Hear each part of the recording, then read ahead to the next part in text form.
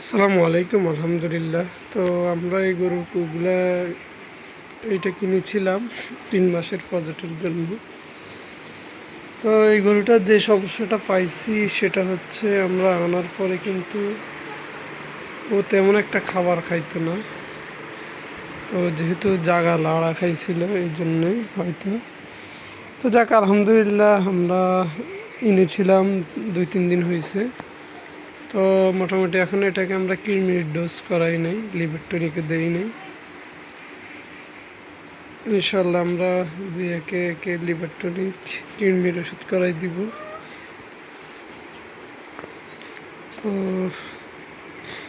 আলহামদুলিল্লাহ আমরা 3 মাস লালন পালন করে দেখব যে আসলে কি 3 মাসের ফসলটা গরু লাভবান হওয়া যায়। তো সেটাই আপনাদের সাথে ধারণা দেওয়ার চেষ্টা করব। সবাই আমাদের জন্য দোয়া করবেন। আসসালামু আলাইকুম।